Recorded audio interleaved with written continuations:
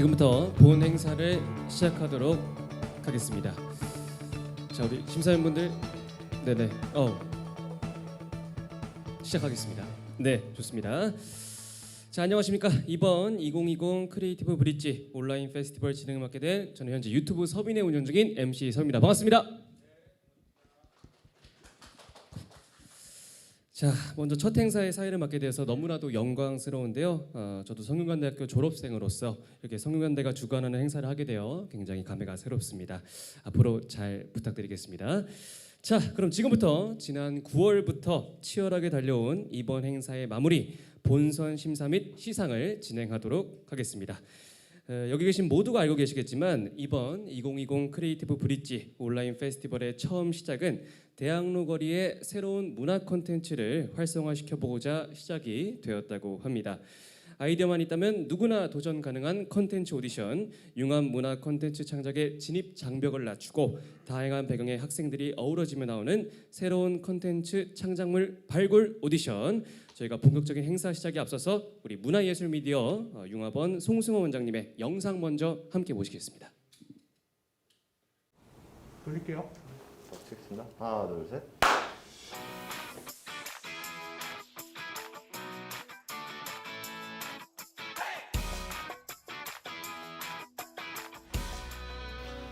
네, 이번에 크리에이티브 브릿지 페스티벌은 다양한 콘텐츠를 페스티벌에 내놓고 함께 공유하고 또 함께 즐기기도 하는 그런 페스티벌입니다. 요즘은 이제 콘텐츠가 굉장히 다양해졌죠. 특히 융합적인 콘텐츠, 뭐 장르 융합이 될 수도 있고 또 테크와 아트의 결합이 융합이 될 수도 있고요. 어쨌든 이렇게 서로 다른 전공을 가진 또 서로 다른 전문 분야의 사람들이 함께 작업하면서 새로운 콘텐츠를 만들어내고, 그래서 과거와는 다른 새로운 장르의 콘텐츠가 이 페스티벌을 통해서 탄생하고 또 서로 다른 분야의 사람들이 함께 협업할 수 있는 그런 기회가 되기를 바라는 그런 축제입니다. 네, 뭐 융합이라는 것이 서로 다른 것들이 함께 조화롭게 섞여서 새로운 것을 만들어내는 거죠. 특히 요즘은 이제 아트와 테크의 융합이 아주 활발하게 이루어지고 있습니다. 이미 오래 전부터 뭐 새로운 기술 또 그런 것들이 아트의 콘텐츠와 결합한 예가 많이 있습니다만 요즘은 특히 그 기술의 발전이 굉장히 빨라졌죠. 그리고 또 새로운 신기술들이 나오고 있고요. 그런 기술이 아트와 융합해서 얼마나 더 관객들에게 새로운 경험을 하게 하고 새로운 감동을 주게 하느냐, 그런 것들을 위해서 융합을 하는 거겠죠. 요즘은 뭐 그 기술의 발전, 특히 영상 쪽의 기술의 발전이 굉장히 뛰어납니다. 특히 우리나라는 그 방면에서 아주 훌륭하고요. 그래서 그런 영상의 기술 또 그 외에도 IT 기술, 뭐 드론도 있을 수 있고요. 로봇이 있을 수도 있고요. 그런 기술들이 예술과 어떻게 융합해서 새로운 콘텐츠를 만들어낼 수 있는가. 여기에 많은 아이디어가 필요하고 또 많은 분들이 함께 협업하는 그 과정이 필요하고 여기에서 바로 융합이 이루어질 수 있다고 생각합니다. 네, 평창 동계올림픽 개폐막식에서는 한국의 문화와 역사를 아주 짧은 시간에 임팩트 있게 전 세계 시청자들에게 텔레비전을 통해서 보여주는 것이 참 중요했죠. 현장의 스타디움에도 많은 관객이 있지만 그러나 가장 중요한 것은 전 세계에서 텔레비전으로 개폐막식을 지켜볼 그 수많은 시청자가 참 중요했습니다. 그래서 저희는 특히 한국이 IT 기술이 발전한 나라고 그런 IT 기술의 발전과 한국의 예술을 어떻게 결합해서 올림픽 개폐식을 통해 보여줄 것인가에 대해 많은 노력을 했습니다. 우선은 그 협업이 참 중요했어요. 테크니션들과 아티스트들과의 협업이 이루어져야 이제 그런 융합적인 콘텐츠를 보일 수가 있는데 사실 쉽지 않았습니다. 왜냐하면 우리가 참 협업의 경험이 많지가 않은 것 같아요. 각자 자기 분야에서는 굉장히 뛰어나신 분들이지만 협업의 경험이 많지 않아서 그런 일들이 가장 어려웠죠. 제가 총감독으로서 할 일은 그 서로 개성이 강한 아티스트나 테크니션들과 함께 많은 시간 회의를 하고 또 서로의 의견을 나누면서 점점 접점을 찾아가는 일이었어요. 그래서 오랜 회의 끝에 테크 쪽에 계신 분들도 아티스트의 뜻을 이해하게 되고 또 아티스트들도 테크가 갖고 있는 장단점을 이해하게 되고 이제 그러면서 본격적으로 하나씩 작업이 이루어질 수 있었죠. 그래서 융합의 첫 단계는 우선 협업이라고 생각해요. 서로 다른 분야의 사람들이 서로를 이해하고 그리고 마음을 트고 그런 과정이 있어야 융합이 이루어진다는 것을 평창올림픽 개폐식을 통해서도 많이 느꼈습니다. 네, 이번 크리에이티브 브릿지 페스티벌은 사실 처음에는 대학로에서 오프라인 공간에서 많은 사람들이 직접 얼굴을 맞대고 서로 의견을 나누고 그리고 각자가 만든 콘텐츠를 서로 공유하고 이렇게 기획이 됐었는데 여러분 잘 아시다시피 이 코로나19 때문에 이렇게 온라인으로 올해는 첫 해를 맞이하게 됐습니다. 뭐 코로나가 참 심각하긴 하지만 그래도 유행병이니까 언젠간 끝나겠죠. 내년쯤에는 온라인뿐만 아니라 오프라인에서도 이 축제가 이루어지길 바랍니다. 그래서 제가 융합에서 가장 중요한 것이 협업이라고 얘기한 것은 결국 사람과 사람의 만남이 참 중요한 거거든요. 내년쯤에는 코로나19가 종식되고 대학로에서 많은 테크니션들 또 크리에이터들 이 젊은이들이 함께 만나서 서로 생각을 공유하고 그리고 또 서로의 작품에 대해 함께 얘기하고 그렇게 만남과 만남이 이루어지는 그런 축제가 되기를 바라는 마음입니다. 네, 요번 저희 페스티벌에 많은 젊은이들이 새로운 콘텐츠로 공모에 응해 주셨죠. 우선 감사드리고요. 새로운 콘텐츠를 만든다는 것이 정말 쉽지 않죠. 그러나 서로 다른 것이 섞이면서 뜻밖의 새로운 것들이 많이 만들어지고요. 그 과정에는 역시 많은 실패와 실수가 있을 거라고 생각합니다. 그러나 그런 많은 실패와 실수가 있어야 또 좋은 콘텐츠가 나올 수 있는 거죠. 여러분은 젊잖아요. 그러니까 실수나 실패를 두려워하지 마시고 다양한 도전, 다양한 융합을 시도해 보시고 그 결과 앞으로 몇 년 후가 될지는 모르지만 이 세상에 없는 새로운 콘텐츠를 여러분이 만들어낼 수 있으시라고 생각합니다. 크리에이티브 브릿지에 여러분 공모하실 때 절대로 실수나 실패를 두려워하지 마시고 여러분의 뜻대로 여러분의 상상력을 마음껏 발휘해 주시기를 바랍니다. 네, 송승환 원장님의 영상 잘 봤습니다. 자, 그럼 지금부터 본선 심사 방식에 대해서 간단히 말씀드리겠습니다. 자, 본선 심사는 대중성 평가를 위한 온라인 사전 투표와 전문가 심사를 거쳐 최종 3팀이 선발이 되겠습니다. 여러분들 다들 아시다시피 온라인 사전 투표가 지난주에 이루어졌습니다. 많은 분들의 투표 참여로 뜨거운 한 주였는데요. 결과는 잠시 후에 시상식에서 발표해 드리도록 하겠습니다. 자, 모두가 궁금해하시는 전문가 심사 과정을 말씀드리도록 하겠습니다. 전문가 심사는 미리 제작한 소개 영상을 통해 아이디어 영상을 상영 후 사업성, 발전 가능성 등 다양한 방향으로 전문가의 시선에서 질의가 진행이 됩니다. 그 질의를 통해서 심사위원회 최종 심사를 거치게 되겠습니다. 자, 그러면 오늘 아이디어에 대한 조언을 해주실 총 4분의 심사위원을 모셨는데요. 제가 심사를 맡아주실 심사위원분들을 한 분 한 분 소개해드리도록 하겠습니다. 자, 먼저 영상과 컨텐츠 분야의 전문가로 활동하고 계신 우리 조수연 감독님 함께해 주셨습니다. 자, 이어서 경영 컨설팅, 영화 제작 등 콘텐츠 투자 전문가 엑셀 인베스트먼트 이만 대표님 자리해 주셨습니다. 자, 다음으로 인공지능 통합 오퍼레이션 솔루션을 개발한 AI 오퍼레이션 전문기업 TWC 박민영 대표님 함께해 주셨습니다. 마지막으로 영상 및 복합 장르 콘텐츠에 대한 심사를 해주실 성균관대학교 예술학부 변혁 교수님 자리해 주셨습니다. 자, 이렇게 총 4분이 함께해 주셨고요. 오늘 멋진 심사 부탁드리도록 하겠습니다.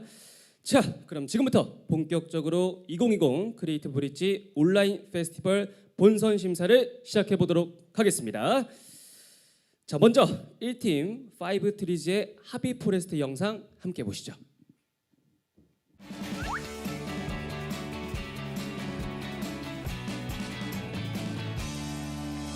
안녕하세요. 취미에 어떠한 제약도 없는 세상을 꿈꾸는 5트리즈 팀입니다.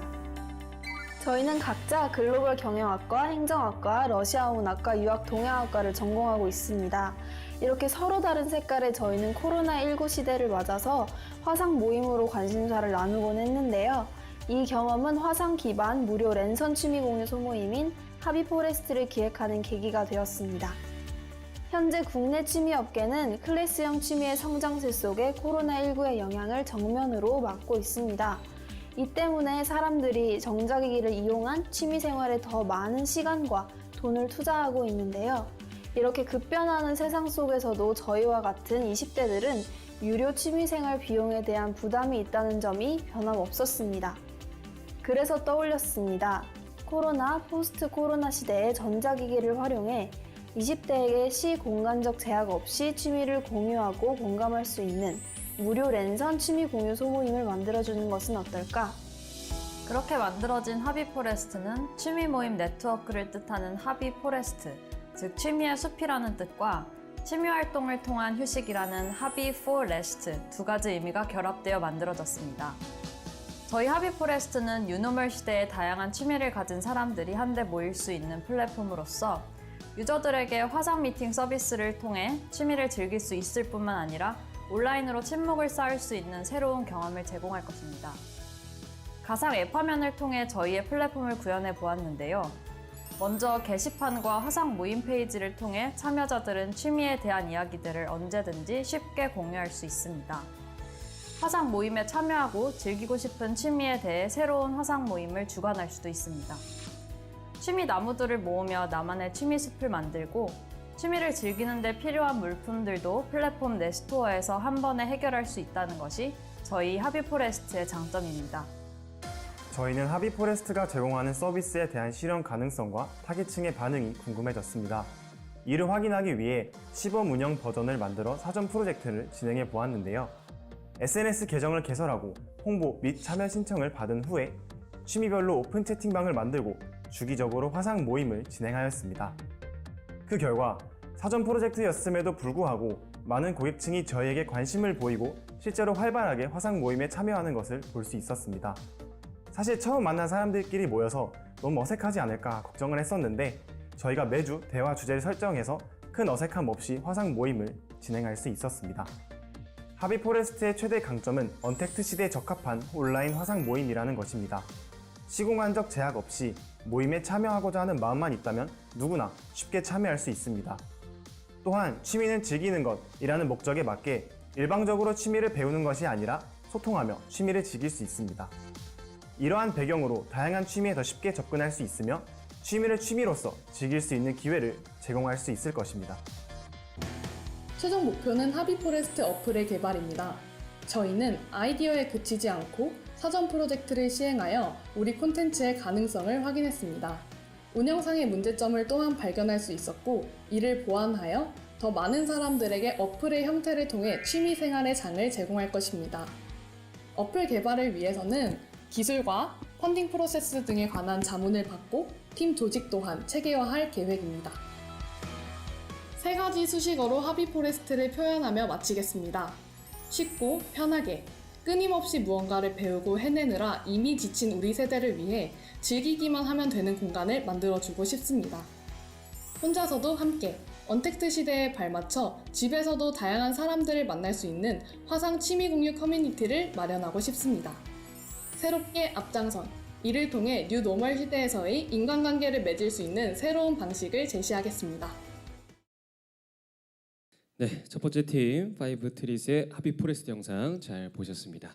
자, 그러면 우리 첫 번째 팀 5트리즈를 무대 위로 한번 모셔보도록 하겠습니다. 뜨거운 박수로 환영해 주시면 감사드리겠습니다. 네.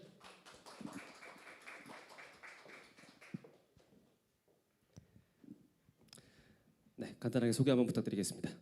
안녕하십니까. 저희는 5트리즈 팀입니다. 끝났어요. 짧고 간결한 팀 소개였습니다. 자, 그럼 지금부터 자유롭게 우리 심사위원분들의 질의를 받아보도록 하겠습니다. 네, 질문 드리겠습니다.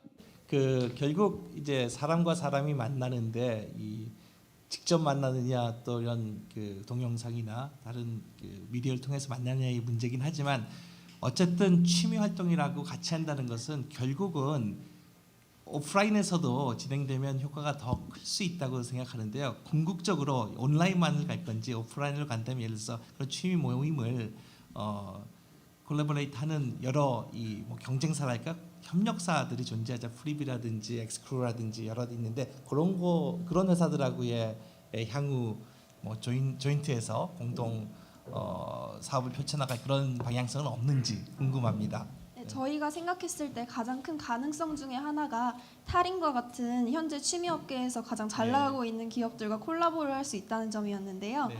저희가 취미를 공유할 수는 있지만 취미를 일방적으로 배우거나 어려운 취미를 배울 수 있는 그런 기회는 없기 때문에 네. 타링에서 배워온 취미를 저희 하비포레스트에서 공유할 수도 있지 않을까 생각했습니다. 네. 추가적으로 더하여서 저희가 온라인으로 네트워킹을 하는 거다 보니까 네. 실제로 고객층 분들이 활동을 하셨을 때 오프라인 활동이 없냐고 많이 물어보셨습니다. 그래서 그를 통해서 그런 분들이 희망하는 분들을 모아서 원데이 클래스 업체들과 협업을 하여서 그 원데이 클래스에서 회원들이 만날 수 있도록 해보는 아이디어에 대해서도 구상하였습니다. 네, 알겠습니다. 감사합니다. 발표자는 개인적으로 어떤 취미가 있으신가요? 저는 요리입니다. 요리라고 하는 취미가 네.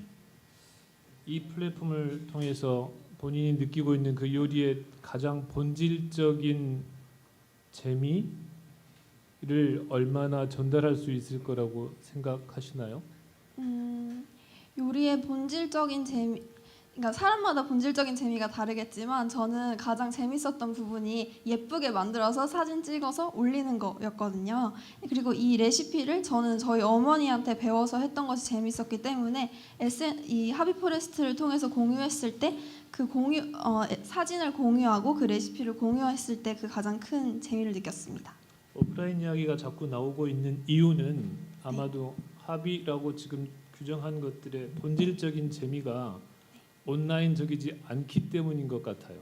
다시 말해서 요리는 사진 찍어서 올리는 것으로 상당 부분 대체하고 계시다고 하지만 네. 제가 만약 스킨스쿠버라고 하는 취미가 있다면 바다 사진을 찍는 걸로 대체되지 못할 것 같고 네. 어디 바다에 갔더니 좋았더라라고 텍스트 올리는 것으로 대체되기 어려운 부분 같아요.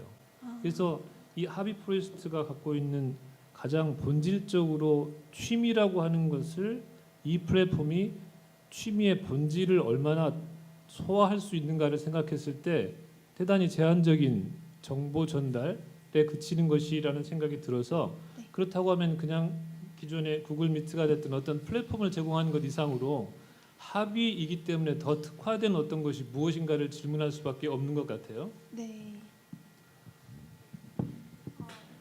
물론 스킨스쿠버나 뭐 골프처럼 운동 같은 것들은 오프라인으로 진행하는 취미가 맞지만 또 다른 취미들을 보시면 예를 들어서 요즘 코로나로 인해서 더 유행하고 있는 게임을 함께 한다던가 아니면은 게임 경기를 같이 관람을 한다던가 그리고 야구 경기도 실제 경기장에서 볼 수 없기 때문에 TV로 많이 보고 있는데 그런 것들은 많은 20대 분들이 디스코드라는 화상 미팅 서비스를 이용해서 동시에 화면을 보면서 대화를 나누는 식으로 취미 공유를 하고 있습니다. 저희는 그런 점에서 착안을 해서 영화를 본다고 하더라도 같이 영화를 틀어놓고 그에 대한 얘기를 나눌 수 있도록 그리고 뭐 게임을 한다고 하더라도 그 프로 게이머들의 행동에 대해서 서로 얘기를 나눌 수 있도록 그런 식으로 하자는 취지에서 시작이 되었고요.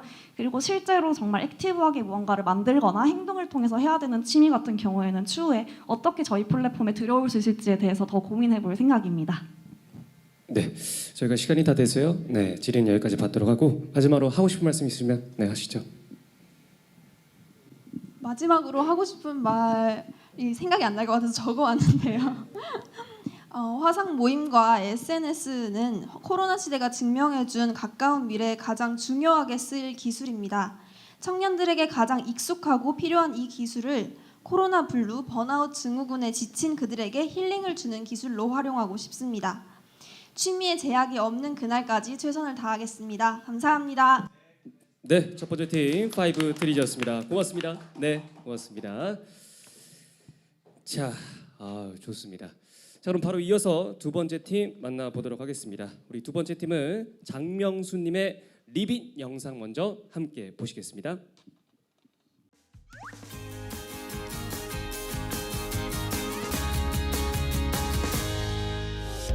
안녕하세요. 저는 리빗이라는 출품작으로 지원한 장명수입니다. 저는 평소에 새로운 제품이나 서비스에 대해 별의별 생각을 많이 하는 편입니다. 그중 대부분은 추상적으로 지나가는 아이디어만 갖고 있었는데 저희 학교 교수님께서 크리에이티브 브릿지 온라인 페스티벌을 추천해 주셨습니다.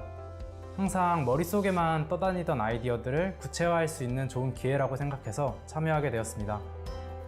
요즘 누구나 SNS를 사용하잖아요. 저도 SNS는 굉장히 많이 이용하는데 내성적이다 보니까 SNS 상에 뭔가 올리기에는 누군가 쉽게 제 SNS에 접근할 수 있다는 점이 부담스럽더라고요.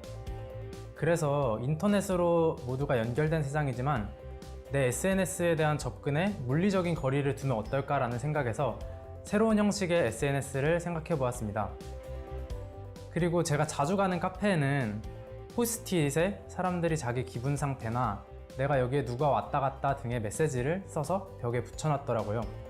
또 남산 같은 유명 관광지에서도 사람들이 자물쇠에 메시지를 담아 흔적을 남기는 문화가 있잖아요. 그런 것들을 보면서 사람들이 어떤 의미로 그런 메시지를 남기는 것일까? 이런 행위가 그들에게 특별하게 남기 때문에 그렇지 않을까라는 생각을 했습니다. 그래서 앞서 말한 이 두 가지를 융합시켜 AR 공간으로 가져온다면 새로운 컨텐츠가 만들어질 것 같아서 기획하게 되었습니다. 이름은 사람들이 붙이는 포스트잇에서 따와서 리빗이라고 지었습니다.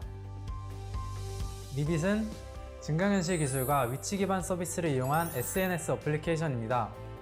리빗의 가장 기본적인 형태는 리빗이라고 불리는 포스트잇 모양의 창에 글, 이미지, 영상, 음성 등의 형식으로 된 콘텐츠를 담아 가상 공간 속 원하는 장소에 남기는 것입니다. 그럼 다른 사용자들도 탐색을 통해 카메라로 같은 장소에서 그 리빗을 확인할 수 있습니다.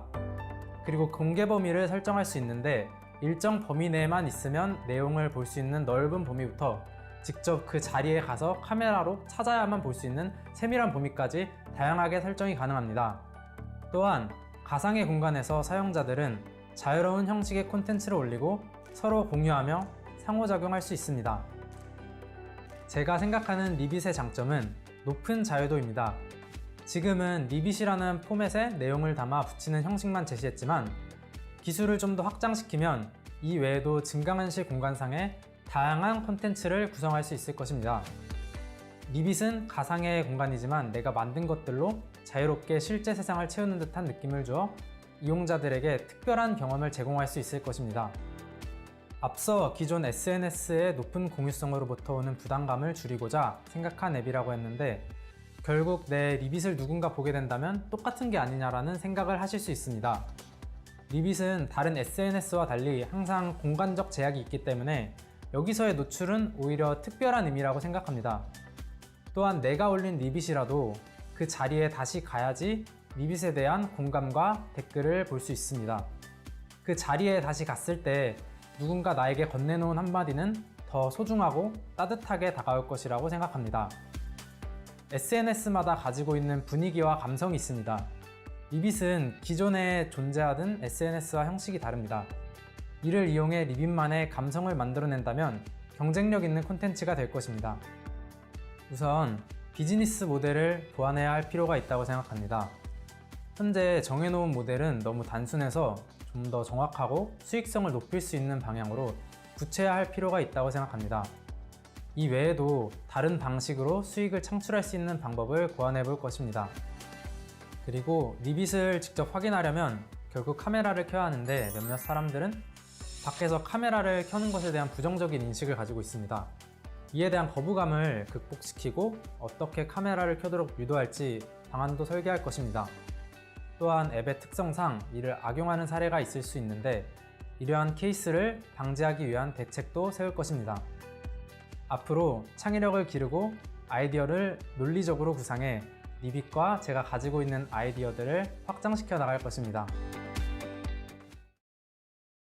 네, 두 번째 팀 우리 장명수님의 영상이었습니다. 자, 그럼 바로 우리 장명수님을 무대 위로 모셔보도록 하겠습니다. 뜨거운 박수로 맞이해 주시죠.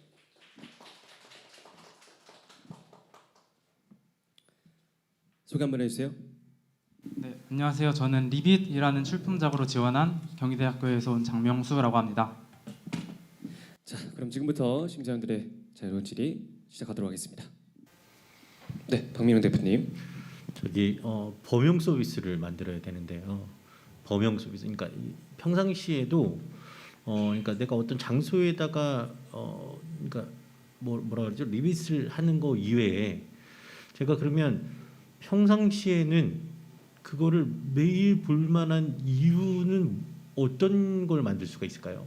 그러니까 트래픽을 많이 만들어야 되니까. 리빗은 사실 매번 그 앱을 키기에는 뭐 어디서나 제 리빗에 대한 뭐 리플이나 댓글을 달 수 없기 때문에 그 앱을 많이 켜게 하는 거에 대해서 되게 한계가 있다고 생각합니다. 그래서 저도 그 방법을 해결하기 위해서 바탕화면에 위젯 형식으로 만약에 그거를 놓는다면 굳이 앱을 켜지 않아도 툴을 얘기하는 게 아니고요. 그러니까 제가 소비자예요. 소비자가 제가 찍었어. 그리고 뭘 만들었어. 그리고 거기다 올려놨어. 그 다음에 제가 매일 거기를 들어가서 옛날을 추억하고, 그 다음에 또는 뭐 예를 들어서 내가 올린 것에 대해서 더 알리고 싶고, 뭐 아니면 또 뭐 많이 이제 퍼 나르고 이런 것들이 수시로 계속 이루어져야만 범용 서비스가 가능하잖아요. 이게 한번 일회성으로 끝나면 이건 일회성이고, 그 다음에 여행이라는 숫자는 한정돼 있고, 그 다음에 그러니까 공간이란 것도 한정되어 있으니까 온라인의 공간은 한정되어 있지 않기 때문에 제가 말씀드린 건 트래픽을 넓힐 수 있는 방법이 뭐냐, 끊임없이 사람들이 움직이게 만들 수 있는 방법은 뭐냐, 이게 궁금한 거예요. 그것은 리빗을 만약에 남기면 보관함이라는 것을 제가 설계를 했었습니다. 그래서 자신의 리빗을 남기면 보관함에 그 리빗이 들어가고, 자신을 팔로우하거나 제가 팔로우하고 있는 대상을 그 보관함에 들어가서 어떤 리빗을 남겼는지 확인할 수 있습니다. 따라서 설정된 범위가 만약에 공개로 돼 있다면 충분히 그거를 남의 보관함에 들어가서 볼 수 있기 때문에 사람들이 계속 지속적으로 이용할 수 있을 거라고 생각합니다. 네, 저는 아까 자료 화면에서 봤듯이 뭐 사람들이 특정 장소에 가서 자신들의 추억을 남기고, 또 뭐 어떤 술집의 한쪽 벽면에는 뭐 자신들이 지나왔던 아름다운 나날들에 대한 흔적을 남기는 것을 보는 것을 즐기는 편이라서 리빗도 그런 역할을 한다면 재밌는 컨텐츠가 될 것 같다는 생각은 들었어요. 근데 이제 그 AR 컨텐츠의 어떤 아직 기술적 제한 때문에 우리가 뭐 남산 타워 같은 특정한 장소에 남기는 것이 아니라 지금 아무 곳에나 다 남길 수 있게 돼 있는 거잖아요, 그렇죠?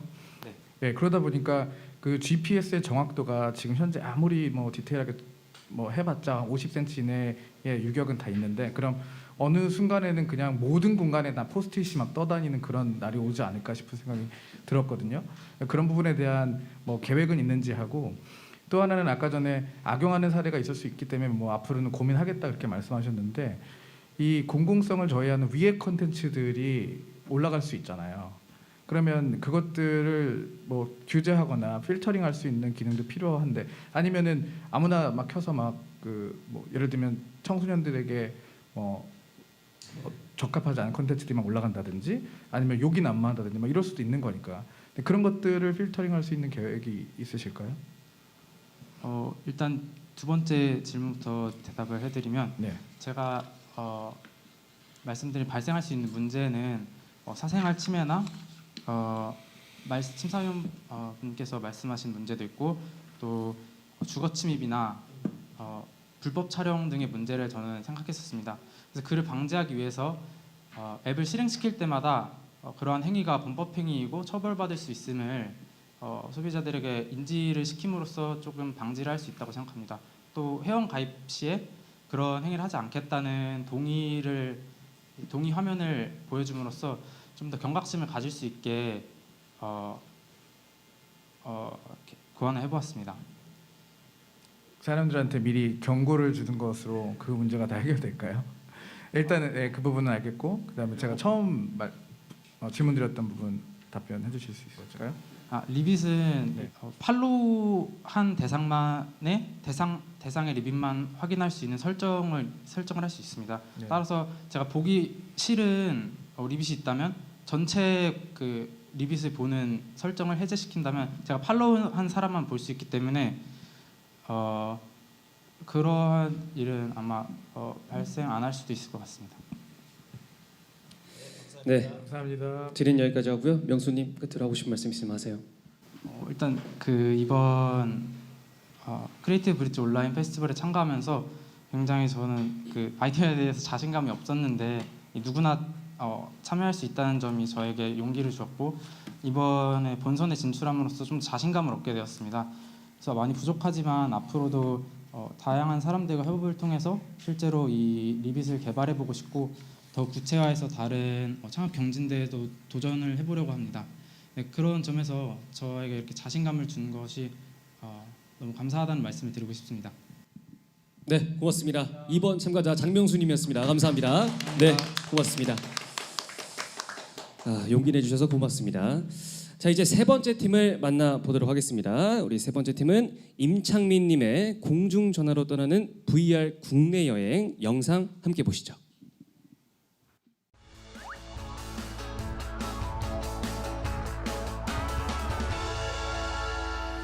안녕하세요. 크리에이티브 브릿지 온라인 페스티벌 공모전에 참가하게 된 26살 대학생 임창민이라고 합니다. 저는 매 월마다 관심 있는 공모전을 찾고 참가를 하는 편인데 이번 9월 달에는 크리에이티브 브릿지 온라인 페스티벌 공고가 매우 흥미있다고 생각해서 지원하게 됐습니다. 특히 아이디어만 있으면 누구나 자유롭게 지원할 수 있다는 문구가 제가 주저하지 않고 지원할 수 있게 만든 것 같습니다. 그래서 어떤 아이디어를 제시하면 좋을까 생각하다가 최근에 뉴스 기사에서 우리나라의 공중전화 부스가 사용되지 않고 방치되고 있다는 기사가 떠올랐습니다. 그리고 공중전화 부스를 코로나 시대에 힐링을 위한 공간으로 활용하면 좋겠다고 생각했습니다. 그래서 공중전화 부스를 VR 국내 여행 부스로 바꿔서 코로나 시대에 간접적인 여행 체험을 할 수 있는 아이디어를 제안하게 됐습니다. 쉽게 말씀드리면 이 아이디어는 기존의 공중전화 부스를 VR 여행 부스로 만드는 것입니다. VR 여행 부스에서 국내의 다른 지역을 간접적으로 경험할 수 있는 기회를 제공하고자 합니다. 가령 서울에서 제주도를, 또 제주도에서 서울을 이런 식으로 VR을 통해 타 지역 주요 장소를 경험하는 것입니다. VR 영상에는 각 지역마다 각 지역의 정체성이나 자연 경관을 잘 보여주는 공간을 촬영하는 과정이 필요합니다. 이는 생동감 있는 현실감을 위해서 파노라마 촬영 혹은 드론을 통한 촬영을 고려할 수가 있습니다. 위 아이디어의 강점은 첫째로 현실 가능성이 높다는 것입니다. 공중전화의 활용은 전기차 충전소, 미세먼지 부스 등으로 많이 이루어지고 있기에 현실 가능성이 높다는 것이 장점이라고 생각합니다. 둘째로는 여러 가치 창출 효과를 기대할 수 있습니다. 코로나 시대에 여행에 대한 필요, 힐링에 대한 필요는 말하지 않아도 모두가 느끼고 경험하고 있습니다. 이 상황에서 쉽게 대리 만족을 느끼고 힐링할 수 있는 공간을 만들어주면 또 하나의 문화 공간으로서 지친 현대인들에게 힘을 줄 수 있다고 생각합니다. 이를 위해 계륵이 된 공중전화 부스를 활용한다면 전체적으로 방치되고 있는 공중전화로 인한 막대한 경제적 손실을 경제적 효과로 전환할 수 있는 일석이조의 효과도 기대할 수 있을 것입니다. 물론 VR 여행 부스는 단기적으로는 비용이 많이 들 수는 있습니다. 하지만 장기적으로는 오히려 공유경제 활성화와 지역 재생의 측면에서 경제적으로 큰 효과를 미칠 수 있다고 생각하고 미래지향적인 아이디어라는 점에서 꼭 필요하고 차별화된다고 생각합니다. 다만 보완할 점은 공중전화 부스를 단순히 조금 고치는 수준이 아니라 상당 부분 개조를 해야 한다는 것이 되겠습니다. 또한 구체적으로 어디를 어떻게 촬영할 것인지에 대해서 추가적인 분석과 논의가 필요할 것입니다. 위 아이디어를 위한 향후 계획을 정리해 보았는데요. 우선적으로 활용이 필요한 공중전화 부스의 위치를 어느 정도 파악하는 것이 필요합니다. 이를 위한 기준은 생활에 지친 현대인들이 한국의 다른 공간을 쉽게 간접적으로 경험해보기 위한 것이 목적이기에 접근성이 기본적으로는 좋아야 하고 또한 적절한 인구 유동성이 고려되어야 한다고 생각합니다. 그리고 본격적으로 활용할 공중전화 부스를 개조하는 과정, VR 영상에 담을 공간 촬영, 마지막으로는 서비스를 편리하게 이용하기 위한 앱 서비스를 병행하는 것으로 마무리됩니다. 이를 통해서 더욱 편리하고 안정적인 서비스 구축을 목표로 하고 있습니다. 이상 제 아이디어와 제 소개였습니다. 감사합니다.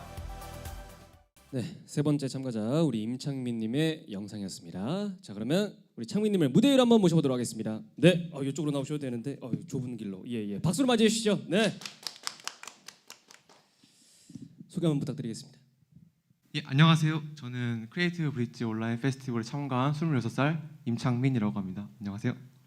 네, 반갑습니다. 자, 심사위원분들 자유롭게. 네. 모든 핸드폰을 통해서 요새 핸드폰을 사기만 해도 VR을 볼 수 있는 기기들을 보급하고 있고 그걸 집에 앉아서 소파에 앉아서 핸드폰만 있어도 다 볼 수 있는 상황인데 굳이 밖에 나가서 공중전화 부스에 가서 또는 아까 그 공중전화 부스가 낭비되고 있다고 하지만 그 공중전화 부스에다가 또 다른 설치를 하는데 들어가는 비용은 훨씬 더 많을 거거든요. 그러면 그러니까 실적으로 제가 아까도 말씀드렸지만 모든 아이디어에는 범용 서비스가 가능하냐 아니냐인데 그걸 굳이 거기 가서 그러니까 사람들이 그걸 봐야 하느냐 소파에서 볼 수 있는 것들을 왜 그래야만 하느냐라는 고민에 대해서 궁금해서 문의드리는 거예요. 네, 그래서 저는 일단은 VR 활용 자체가 되게 많이 있다고 생각하긴 하는데 일단 저희가 집 안에서 이렇게 완전히 사생활의 범위 안에서 감상할 수 있는 정도의 보급은 아직 안 됐다고 생각해서 좀 더 인구의 유동성이 많고 보다 접근성이 좋은 공중전화에 좀 활용을 한다면 사람들이 더 쉽게 접근할 수 있지 않을까 생각해서 굳이가 될 수도 있지만 어떻게 보면 꼭 필요한 공중전화 부스 활용이 될 수 있을 거라고 생각했습니다. 네, 알겠습니다. 감사합니다. 네, 저는 두 가지 질문을 먼저 드리고 그거에 대한 답을 들은 다음에 제 말씀을 좀 이어갈게요. 그 임창민님께서는 여행을 좋아하십니까? 예, 여행 좋아하는 편입니다. 여행이 본인의 취미세요? 취미까지는 아닌데 네. 제가 꼭 필요할 때 꼭 하고 싶은 거 1순위가 항상 여행인 것 같습니다. 네, 그 여행을 통해서 본인이 얻는 힐링은 어떤 종류의 것들이죠? 여행은 일단 다른 공간에 있다는 것만으로도 네네. 일상에서 경험하지 못한 생각들을 할 수 있고 마음을 정리할 수 있다는 점에서 좋은 강점이 있는 것 같습니다. 네, 그 또 한 가지 질문 드릴게요. 혹시 VR 게임을 하거나 VR 컨텐츠를 체험하신 적이 있으시죠? 예, 있습니다. 네, 그 VR 컨텐츠는 그 원래 좋아하시던 그 여행에서 주는 힐링을 주던가요? 제가 처음 했던 VR 게임 자체는 이제 네. 보다 게임적인 요소가 강해서 네네. 그 체험하고 힐링한다는 느낌보다는 되게 역동적이고 진짜 실감 나게 게임한다는 느낌이 더 들었던 것 같습니다. 네, 제가 여쭤보는 이유는 제가 개인적으로 생각하기에 여행이 주는 힐링은 그것을 보는 거에 그치지 않고 내가 새로운 공간에 있다는 것, 그다음에 거기 가서 맞는 새로운 공기, 거기서만 느낄 수 있는 정취와 냄새, 그리고 거기서만 먹을 수 있는 음식, 뭐 이런 것들이 다 여행의 복합적인 측면이라고 생각하거든요. 근데 지금 임창민님께서 제안하시는 거는 제가 아주 좁은 공중전화 박스 안에 들어가서 제주도의 바다를 본다. 본다에 그치는 것 같거든요. 그 보는 것만으로 이게 여행을 대체할 수 있는지에 대한 제가 의문이 들고요. 또 하나는 그 VR이 원래 기술 자체로도 지금 자유도 문제가 있죠. 그래서 이게 진짜를 대체할 수 없는 수준이고요, 현재. 거기다가 창민님께서는 그걸 좁은 공중전화 박스 안에 넣었기 때문에 물리적으로도 자유도가 떨어지는 상황인데, 그러면 제가 거의 그냥 고정된 뷰에서 고개를 돌려보는 수준으로의 경험을 통해서 오히려 제주도에 진짜 갔으면 제주도를 사랑하게 될 뻔한 사람이 제주도에 대한 실망을 하게 될 것 같다는 생각 안 해보셨어요? 첫 번째 질문부터 말씀드리면 일단 시각적인 요소가 지배적이긴 하지만 네. 그 제가 생각하는 아이디어에서는 일단 청각적인 요소까지 고려해서 그 지역 공간에 소리를 담고 그런 것까지 생각을 했기 때문에 네네. 일반적으로 저희가 그냥 온라인에서 동영상 보는 것과는 훨씬 다른 차별적인 경험을 제공할 수 있다고 생각했고, 그리고 일단 지금 코로나 시대 여행에 대한 필요는 있지만 가지 못하는 상황이잖아요. 그리고 이게 되게 장기적으로 내년에도 끝나지 않을 것으로 전망되고 있고, 그런데 이 상황 속에서 그 공간을 한정적인 공간에서 봄으로 통해서 오히려 반감이 생기거나 오히려 매력도가 떨어진다기보다는 그 공간을 체험하면서 실제 이 공간에도 한번 가보고 싶다 이렇게 추가적인 추후 방문 효과를 기대할 수 있다고 생각했습니다. 알겠습니다. 자, 마지막으로 하고 싶은 말씀 있으시면 네 부탁드리겠습니다. 제가 이 아이디어를 제안하고 이제 친구들이나 지인한테 말했을 때 꼭 실현됐으면 좋겠다라고 모두가 진심으로 말해줘서 저도 꼭 이 아이디어가 실현이 됐으면 좋겠습니다. 감사합니다. 네, 고맙습니다. 임창민님이었습니다. 감사합니다. 자, 이어서 바로 네 번째 팀 가가의 한글 박물관 속 VR 방언 체험관 영상 함께 보시죠.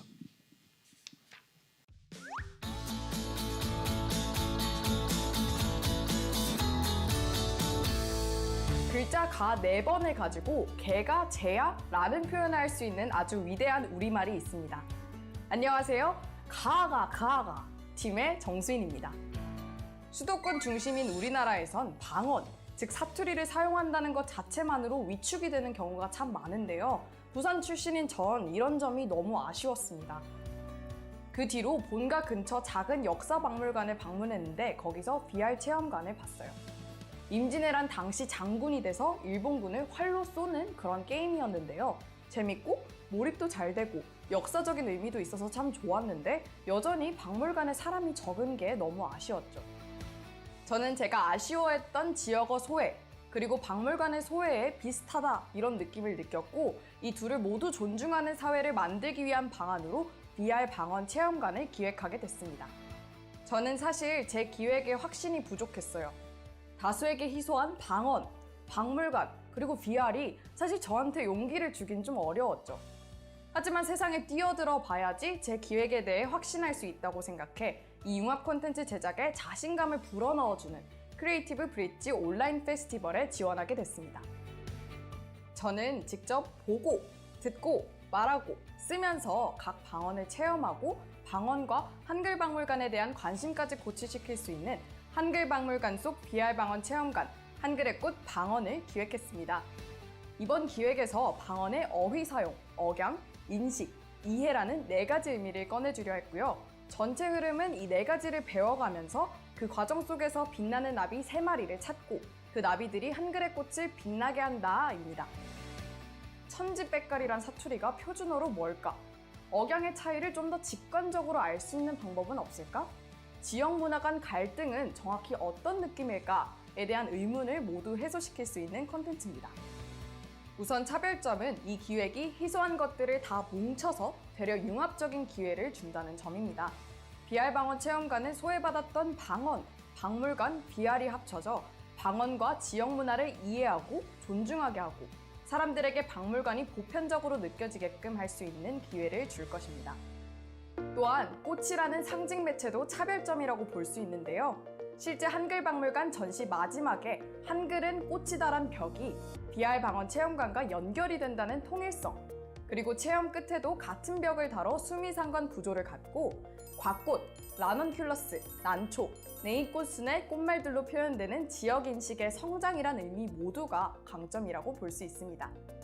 한국방언학회 교수님들과 방언 구성을 논의하고 또 해당 방언 지역 주민들을 대상으로 함께 제작을 하면서 연기하는 방언이 아닌 자연스러운 방언의 내용에 첨부해 국립박물관의 위엄을 지키면서도 이용자들에게 가깝게 다가갈 수 있게 제작하려 합니다. 저 역시도 가상현실 기기만으론 이용자의 세세한 몰입이 어려울 거라고 생각했는데요. 기본적인 HMD나 모션 캡처 장비 말고도 틸트 브러쉬, 액티베이터, 음성인식 등을 활용해서 사람들이 이 컨텐츠를 접할 때만큼은 정말 푹 빠질 수 있게끔 신경 써 기획했습니다. 야, 경상도 사투리를 누가 그래하노? 이런 식으로 특색이 살게 방언을 쏙쏙 가르쳐주는 재밌는 영상을 제작해 유통하면 아주 이색적일 거란 생각이 들었고요. 또 서울 코엑스나 부산 백스코 같은 종합 전시장들에 체험 부스도 설치해보며 홍보하고자 합니다. 저는 앞으로 제 기획에 미흡한 부분들을 피드백 받고 보완해 나가서 부산을 넘어 전라도, 충청도 등 시리즈별로 방언 체험관을 제작해 실제로 국립한글박물관에 전시의 뜻을 전하고 싶습니다. 또 여러 지역에서 체험 부스를 설립하고 가능하다면 다양한 지역의 방언 박물관 전시와 콜라보를 해서 함께 종합 VR 방언 체험관을 운영해 보고 싶어요. 그냥 저는 그런 날을 꿈꿔요. 야, 어디 놀러 갈래? 하면 한글박물관이나 놀러 갈래? 재밌는 거 있다던데. 혹은 사투리 조금 고치셨으면 좋겠어요 할 때 죄송한데 사투리는 고치는 게 아니라 서로 존중해줘야 하는 거라고 생각합니다. 라고 당당하게 말하게 되는 나날이요. 이를 위해서 저는 앞으로도 제가 알리고 싶은 목소리를 전달하는 방안들에 대해서 깊이 고민해 나가는 사람이 되겠습니다. 이상 가가 팀의 정수인이었습니다. 감사합니다.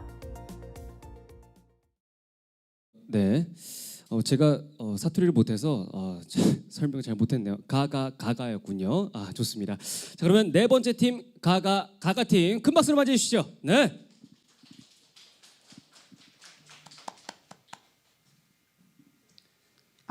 네, 소개 한번 부탁드리겠습니다. 네, 안녕하세요. 가가 팀의 정수인이라고 합니다. 반갑습니다. 네, 임원 대표님. 네, 너무 재밌게 잘 들었습니다. 저도 가가를 이해하는데 상당히 시간이 걸린 이 서울 사람인데요. 이제 사투리 활용이나 언어가 문화를 상징적으로 너무 잘 보여주는 이 것이라는 뭐 그런 얘기도 있고 그런 측면에서 되게 재미있는 포인트를 잡으셨는데 되게 두 가지 질문이 있습니다. 이걸 꼭 VR을 통해서 박물관에 전시해야 되는 아이템이 될까? 그래야만 이거를 사업화할 수 있고 모든 다른 이 방언을 좀 존중할 수 있는 그런 문화를 만들 수 있는 것인가가 하나 궁금하고요. 또 하나는 사업 모델, 비즈니스 모델 또는 수익 모델이 어떻게 될 건지 한번 고민해 보셨으면 그걸 좀 공유해 주셨으면 좋겠습니다. 일단은 VR 활용 관련해서 말씀을 드리자면 일단은 사실은 뭐 VR을 사용하지 않더라도 뭐 방언에 대해서 더 알 수 있고 제고할 수 있는 방법은 많겠죠. 근데 제가 느꼈을 때 제가 한글박물관이나 다른 다양한 박물관을 딱 갔었을 때는 뭔가 제가 진짜 그 속에 푹 빠져가지고 경험하는 느낌을 잘 느낄 수는 없더라고요. 그래서 저는 VR을 활용하는 게 굉장히 좋다라고 생각을 해서 그게 조금 더 차별점, 강화점이 될 수 있다고 생각을 했고요. 수입 모델 같은 경우는 제가 진짜 고민을 많이 했어요. 그래서 한글박물관에도 전화도 엄청 하고 했는데 아무래도 기획 전시 하나만으로는 좀 너무 일회성적이고 좀 수익 모델을 창출하기는 좀 어려운 부분들이 있더라고요. 그래서 제가 생각한 여러 가지 것들이 있었는데 일단은 제가 작가로서 수수료를 어느 정도 받고 공간 임대를 통해서 어느 정도 수익을 창출할 수 있는 부분이 있다고는 생각을 했습니다. 그리고 또 다른 타 지역 방언 박물관들이 있겠죠. 그런 방언 박물관에도 제가 충분히 보급할 수 있다고 생각을 했는데 그건 너무 일회성이니까 좀 다른 걸 생각해 보자면 일단은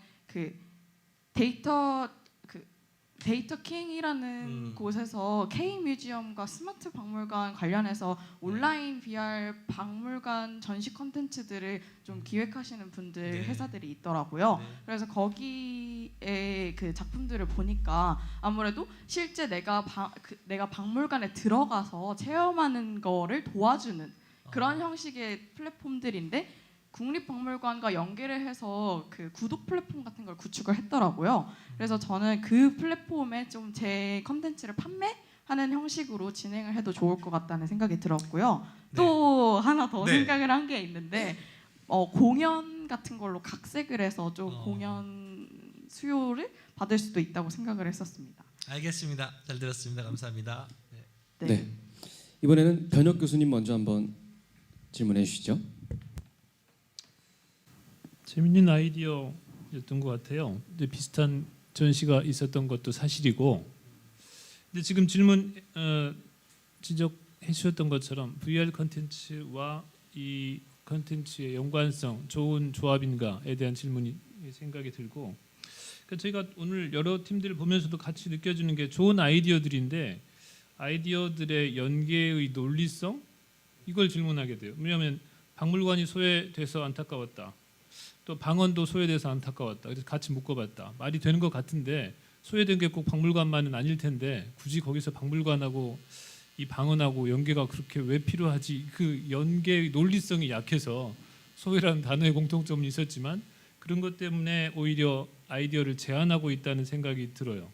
이것이 더 활용성이 높은 수익 모델로까지 개발된다라고 한다면 둘 중에 방언이 훨씬 더 정수인 씨한테 더 중요했다면 그것이 가장 효과적으로 전달될 수 있는 플랫폼이나 형식이 뭘까를 고민하는 게 좋겠다는 생각이 들어요. 굳이 그것이 파급력이 높으면 좋은데 가장 잘 안 가는 소외되는 방식의 박물관을 채택할 이유가 뭔가 시작할 때부터 이런 것들 생각. 반대로 뭐 아주 쉽게 할 수 있는 뭐 이렇게 모바일로 앱을 만들겠다. 그래서 여러분들의 카톡을, 여러분들의 이메일을 다 전라도 방언으로 바꿔드립니다. 뭐 얼마든지 더 범용성이 있게 쉽게 접근할 수 있는 방법들을 더 생각해 볼 수 있지 않을까 제안해 봅니다.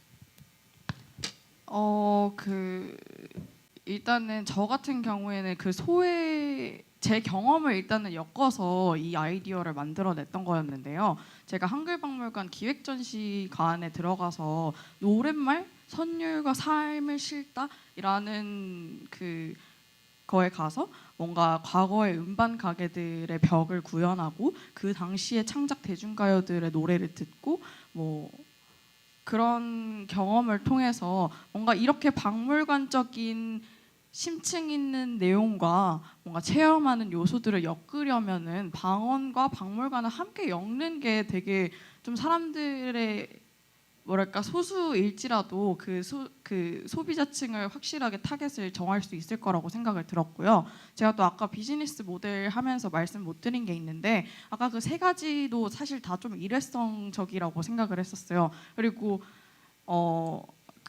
그래서 제가 그 VR 스마트폰으로도 VR을 사용을 하고 VR 박물관을 볼 수 있는 그런 매체들이 많이 존재를 하게 됐는데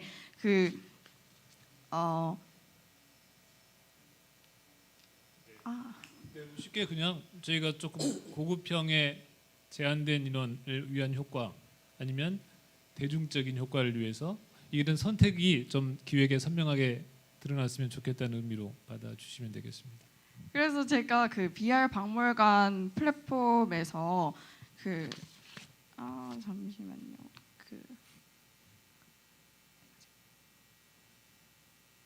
좀 새로운 형식의 박물관을 만들고 싶다 이런 생각을 했었습니다. 물론 이 기획에서는 말씀 못 드렸지만 그 수익 모델을 생각하면서 좀 더 추가적으로 생각해 본 건데 제가 기획한 컨텐츠들을 좀 나열을 해서 지금 박물관에서는 좀 한글 박물관이다 하면 한글에 대해서 뭔가 좀 더 뭔가 포괄적인 역사적인 그 모든 것들을 다루고 있다는 느낌을 받았는데 사실 제가 생각했던 어휘, 억양, 인식, 이해라는 네 가지 핵심적인 구성들을 기반으로 해서 콘텐츠들을 나열을 한 좀 새로운 느낌의 VR 앱 같은 VR 박물관 플랫폼을 만들면 좋지 않을까 생각을 했었습니다. 네, 여기까지 받아보도록 하고요. 마지막으로 하고 싶은 말씀 해주세요. 네, 너무 감사하게 이렇게 많은 너무 대단하신 심사위원분들 앞에서 이렇게 좋은 평 주셔서 너무 감사하고 제가 앞으로도 이런 방언과 박물관과 이런 소외된 여러 가지들에 대해서 좀 더 고민하면서 심층적으로 생각하는 그런 가가 팀이 되도록 하겠습니다. 감사합니다. 네, 고맙습니다. 가가 팀이었습니다. 그래서 바로 또 다섯 번째 팀 만나보도록 하겠습니다. 이번에는 청바지 팀의 사이드 테일 영상 함께 보시죠.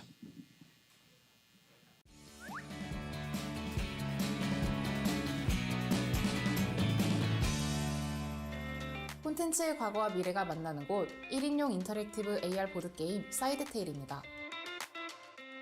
청주는 바로 지금. 안녕하세요. 저희는 팀 청바지입니다. 저는 개발 기획을 맡은 이현민, 디자인을 맡은 신혜경, 게임 디렉팅을 맡은 전희영, 그리고 게임 시나리오를 맡은 연윤서입니다. 청바지는 이번 공모전에서 처음으로 상업 콘텐츠를 제작하게 된 예비 창업팀입니다. 처음엔 친구들이랑 가볍게 시작한 기획이었는데 갈수록 진심이 되어버려서 얼떨떨하기도 한데요. 여전히 즐거운 마음으로 게임 출시를 위해 바쁘게 뛰고 있습니다. 저희의 목표는 언택트 시대에 맞는 새로운 놀이 콘텐츠를 만드는 거였어요. 처음에는 넷플릭스의 벤더스네치 같은 유저의 선택에 따라 결말이 바뀌는 인터랙티브 게임을 만들고 싶었는데요.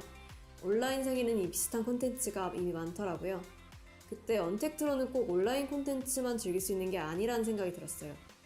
그래서 오프라인 인터랙티브 게임을 만들 순 없을까 하다가 탄생한 것이 바로 사이드 테일입니다.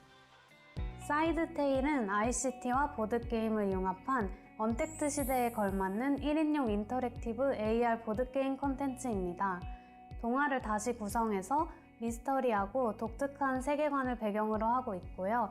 플레이어 자신이 고른 길에 따라 게임의 결말이 달라지는 게임입니다. 실제 플레이어의 선택에 따라 10가지 이상의 엔딩을 보실 수 있는 다이나믹한 구성을 가지고 있습니다. 단순하게 설명하면 한 카드를 읽고 그 다음 카드를 선택하며 풀어가는 카드 게임인데요. 여기에 흥미진진한 스토리는 물론 AR, 영상, 수수께끼, 스탯 관리 등의 다양한 요소들은 여러분께 다채로운 플레이를 선사합니다. 사이드 테일은 콘텐츠의 차원을 지우는 것부터 시작합니다. 보드게임 속 카드와 아이템, 어플 속 동영상, AR 오브젝트를 모두 활용해서 온라인과 오프라인의 경계를 넘어선 게임입니다. 그리고 누군가를 만나기 힘든 지금 1인용 보드게임인 사이드 테일은 혼자서도 즐거운 하루를 보낼 수 있도록 도와드립니다. 사이드 테일 속 AR과 이야기의 결합은 게임의 매력을 더욱 돋보이게 하는데요. 카드 속 이야기를 눈앞에 구현하는 AR 기술은 게임에 함께한다는 느낌을 주고 플레이어가 게임을 보다 본격적으로 즐길 수 있게 해줍니다. 마지막으로 사이드 테일만이 가진 특별한 스토리와 캐릭터는 여러분이 그동안 어디에서도 만날 수 없었던 새로운 동화를 보여줍니다. 첫 번째 이야기인 헨젤과 그레텔은 동화 속 악역이던 마녀가 주연이 되어 또 다른 관점에서 이야기를 써내려갑니다. 원작 속 오븐에 갇혀 죽었던 마녀는 사이드 테일에선 선택을 통해 헨젤과 그레텔에게 복수를 하러 떠나거나 숲속에 갇히기도 하고 동화 세계의 비밀을 밝히기도 합니다. 만나는 선택지에 따라 자신의 역할에 대해 고민하거나 오히려 원작 이상으로 극악무도해지기도 하죠. 이용자들은 게임을 플레이하며 마녀의 입장에서 이야기를 재구성하고 나아가 정해진 동화의 세계를 전복시키는 경험을 하게 됩니다. 이렇게 사이드 테일은 포스트 코로나 시대에 걸맞는 새로운 재택놀이 문화를 제시하고자 합니다. 단순히 집에서 영상만 보던 이전의 생활을 넘어 더 특별하고 색다른 경험을 체험해 보실 수 있습니다. 일단 지금은 시나리오, 게임 방식, 패키지 구성까지 완료된 상태이고요. 당분간은 어플과 3D 모델링 등 개발을 중심으로 헨젤과 그레텔 편의 기술적 구현에 매진할 예정입니다. 내년 상반기 펀딩 출시를 목표로 저희 모두 많이 노력하고 있고요. 출시 후에도 어플을 통해 계속 게임을 발전시켜 꾸준하게 게임 운영에 신경 쓸 예정입니다. 그리고 이번에 헨젤과 그레텔 편을 잘 완성시키고 나면 앞으로 저희만의 세계관을 확장해 나가고 싶다는 욕심도 있습니다. 동화 속 조연의 이야기라는 큰 줄기를 유지하되 여러 디테일 요소를 발전시키고 차별화해서 최종적으로는 사이드 테일 시리즈의 마니아층을 보유하는 것이 목표입니다. 실물과 가상 사이에서 디지털과 아날로그의 경계에서 사이드 테일은 다음의 놀이문화를 향해 나아가겠습니다. 네, 청바지 팀의 영상이었습니다. 자, 그러면 우리 청바지 팀을 무대 위로 모셔보도록 하겠습니다. 뜨거운 박수로 맞이해 주시죠. 네.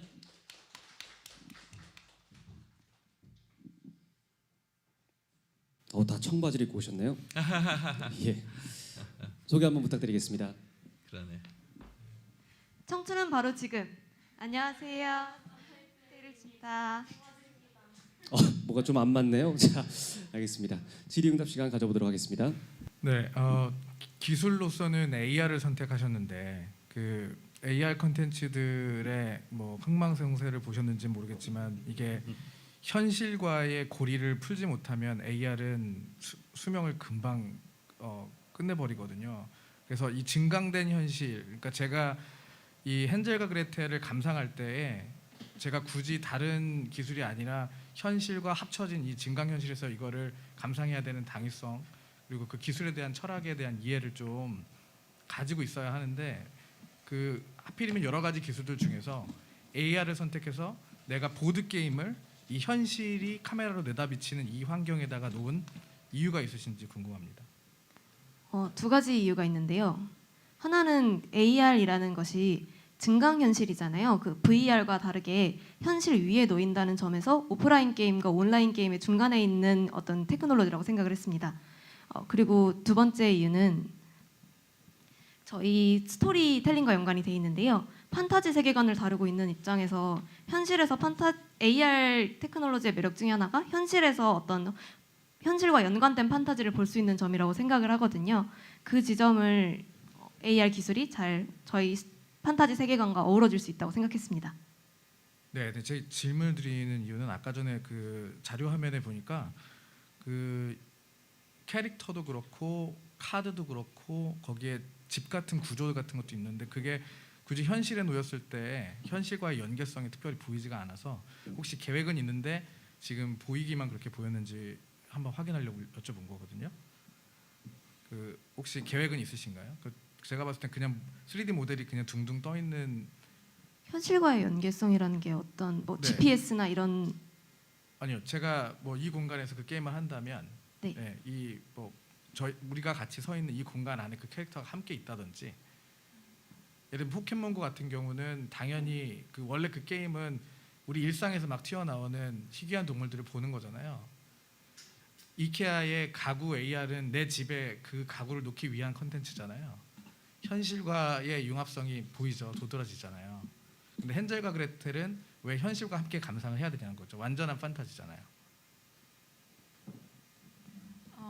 저희가 그게 인터랙티브에 초점을 둬가지고 네. 약간 그 유저들이 직접 게임에 참여한다라는 느낌을 많이 주고 싶었거든요. 네. 그래서 만약에 선택지도 이렇게 만약 이렇게 집이 있으면 어디로 나가시겠습니까? 이렇게 말해서 이렇게 굴뚝이 있고 문이 있고 이렇게 그런 3D 오브젝트가 나타나면 거기를 선택하면 그 뒤에 그 집이 어느 모양으로 나중에 만약에 문을 연다 하면 다음 카드에서는 문을 여는 그런 환경을 시츄에이션을 구상할 수 있을 거라 생각해서 네 그렇게 정하게 됐습니다.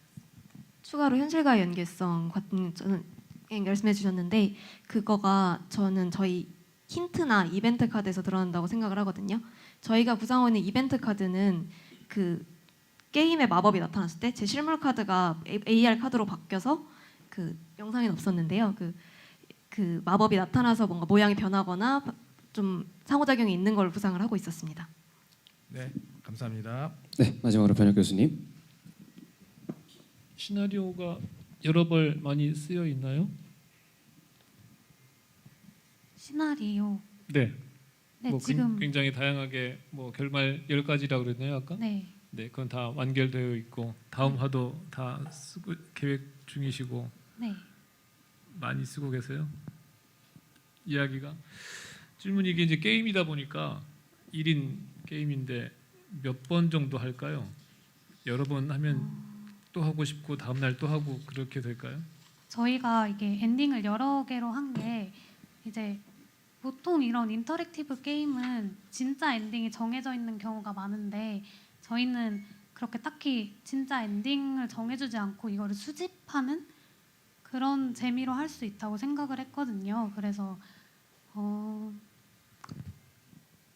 네, 그래서 아마 다른 엔딩이 궁금해서 한 번 끝나도 다시 하고 싶지 않을까. 그래도 지금 10가지 써놓은 엔딩에서 벗어나지 않는 결과가 또 나오겠죠. 계속 그것이 자가 발전되는 구조는 아니잖아요. 그래가지고 저희가 엔딩을 10가지라고 말하고 근데 거기에서 또 아이템 카드도 있고 그런 요소들을 이용하면 또 다른 선택지라고 해야 되나? 그런 거를 만날 수 있거든요. 그래서 일단 엔딩은 10가지지만 할 수 있는 방법은 여러 가지라고 그렇게 생각되고 저희가 영상에서도 말해드렸는데 향후 계획으로 업데이트는 나중에 다른 동화를 각색해서 시리즈별로 만들 생각이거든요. 그래서 그거는 별도의 카드팩만 판매해서 새로운 동화를 업데이트하는 방식으로 그렇게 진행하려고 합니다. 네, 여기까지 질의를 받아보도록 하겠습니다. 너무 떠신 것 같은데 떨지 마시고 혼나러 온 게 아니잖아요. 예. 마지막 하고 싶은 말씀 있으면 하세요. 저희 사이드 테일은 이때껏 보실 수 없었던 보드 게임과 AR을 융합한 1인용 보드 게임이거든요. 그래서 이게 새로운 이 시대 포스트 코로나 시대에 걸맞는 새로운 놀이 문화로 하나의 장르로 발전되는 게 저희 목표입니다. 네. 네, 고맙습니다. 감사합니다. 네, 청바지 팀이었습니다. 고맙습니다. 자, 이어서 바로 또 6번째 팀 만나보도록 하겠습니다. 이번에는 우리 에이드 팀의 손 안의 독립영화제 영상 함께 보시죠.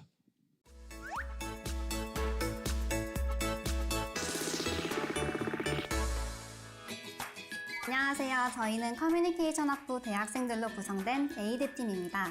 손안의 독립영화제라는 작품으로 크리에이티브 브릿지 온라인 페스티벌 본선에 진출하게 되었습니다.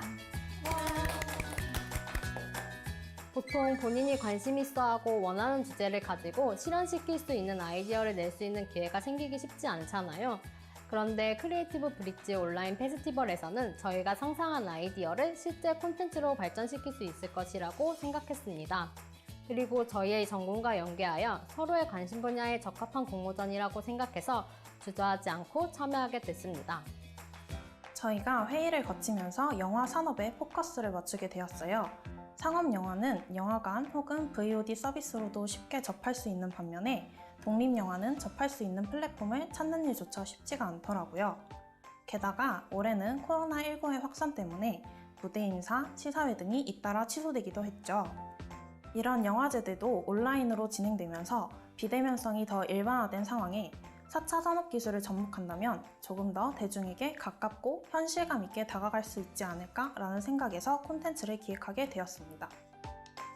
저희의 아이디어인 손안의 독립영화제는 문화예술 산업과 4차 산업 기술을 융합하여 누구나 참여 가능한 독립영화 디지털 서비스입니다.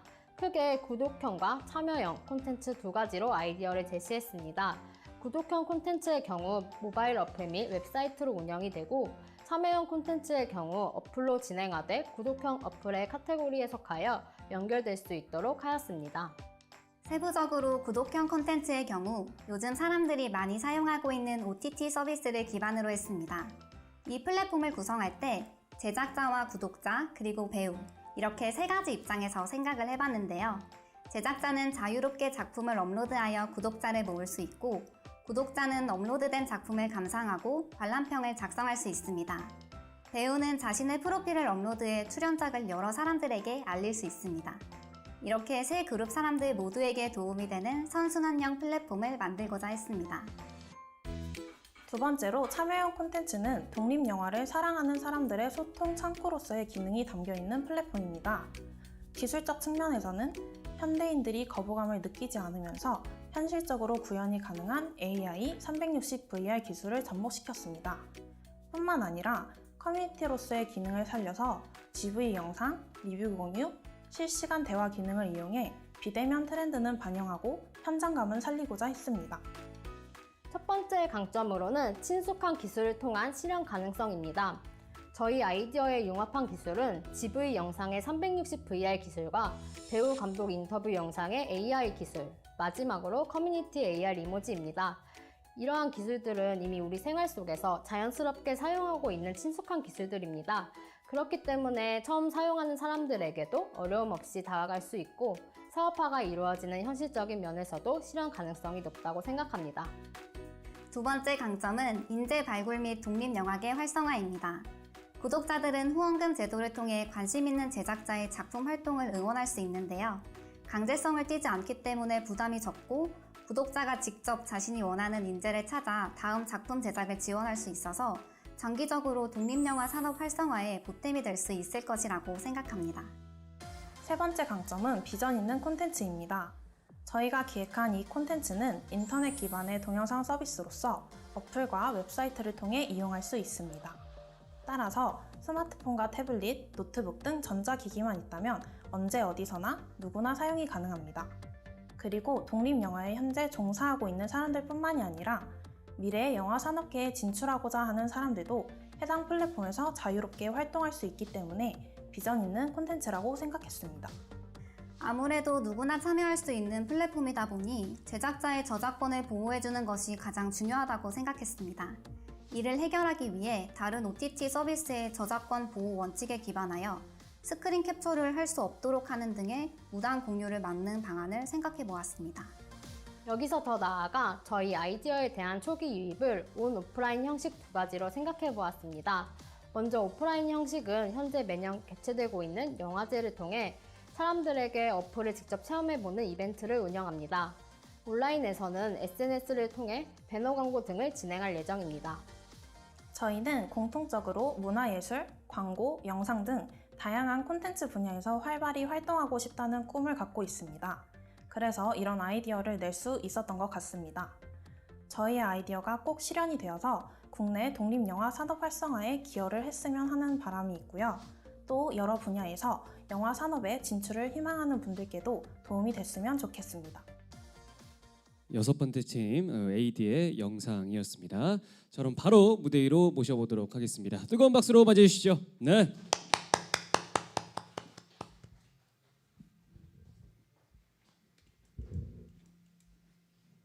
네, 에이드 소개 한번 부탁드리겠습니다. 안녕하세요. 저희는 에이드 팀입니다. 네, 반갑습니다. 질의응답 시간 가져보도록 하겠습니다.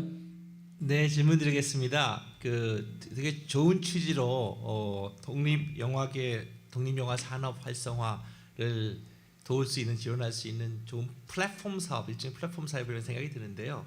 근본적으로 플랫폼 사업은 양방향성이 있거든요. 양방향성이란 건 플랫폼의 컨텐츠를 공급하고 이 플랫폼에 여러 다른 지원을 하는 공급자들, 또 플랫폼을 통해서 구독을 하거나 기타 참여하는 사람들, 사용자들이 있어야 되거든요. 그런 면에서 이제 초기에 이런 분들을 모으려면 상당히 매력적인 컨텐츠나 또 어느 정도 라인업이 된 이 볼거리, 즐길거리가 사실 있어야 되거든요. 그걸 모집하는 게 또 구독자를 모집하는 것만으로 쉽지 않은 일인데, 온라인 오프라인에서 어떻게 그런 이 작업들을 실행해 갈 것인지에 대한 계획을 좀 말씀해 주세요. 우선은 저희가 생각한 후원금 제도가 그런 콘텐츠나 제작자를 모으는 데 좀 도움이 될 거라고 생각을 했습니다. 그래서 그분들이 자신이 원하는, 자신의 만든 작품을 다른 사람들한테 보여줄 수 있는 그런 플랫폼을 통해서 또 한편으로는 지원도 받는 그런 장점이 있기 때문에 그분들이 저희 플랫폼을 이제 사용을 하면 그만큼 많아진 제작자와 콘텐츠를 통해 그를 홍보를 해서 다른 구독자들을 모을 수 있지 않을까라고 생각을 해봤습니다. 네, 알겠습니다. 기존의 그 동영상 플랫폼에 본인들의 독립 영화를 올리시는 분들이 많죠. 그리고 거기에서 이미 후원금을 줄 수 있는 뭐 제도가 다 돼 있기 때문에 뭐 어디에 올리더라도 지금 에이드 팀이 제안하신 그 모든 이점을 다 가지실 수 있을 것 같은데, 독립 영화를 만드시는 분들, 제가 예를 들면 독립 영화를 한 편 찍고 싶으면 제가 이 손안의 독립 영화제 앱을 사용했을 때만 얻을 수 있는 이점이 뭘까요?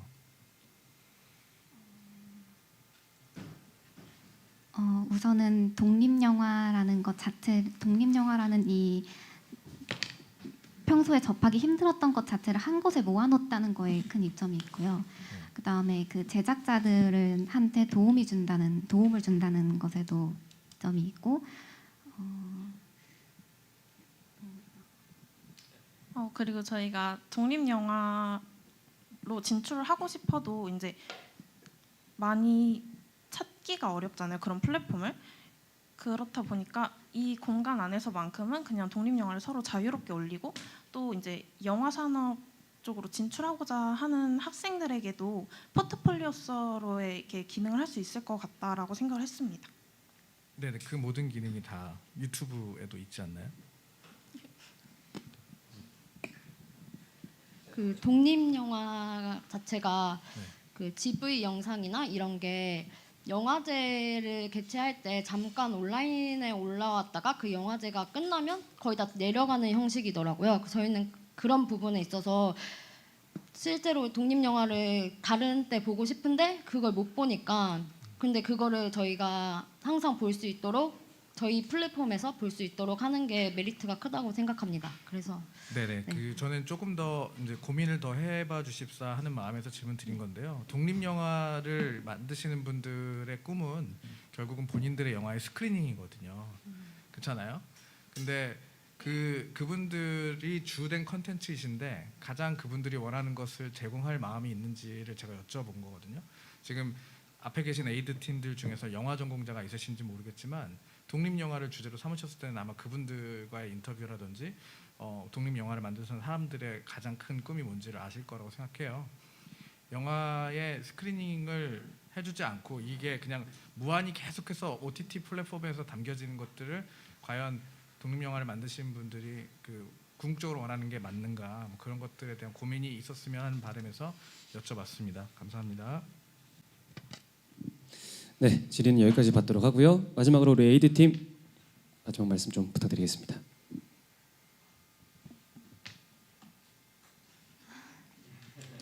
떨지 마시고요. 네.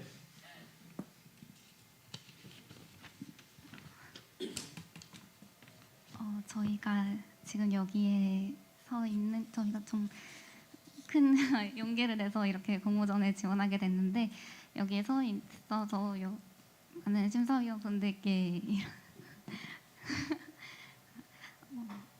말씀을 드릴 수 있어서 정말 영광이라고 생각하고요. 저희 이렇게 설 수 있어서 기회를 주신 분들께도 감사하다는 말씀 드리고 싶습니다. 없나 봅니다. 네네네, 고맙습니다. 에이드 팀이었습니다. 감사합니다. 자, 이제 대망의 마지막 참가자 팀인데요. 우리 7번째 팀, 우리 심수민님의 드라마티즈 영상 함께 보시죠.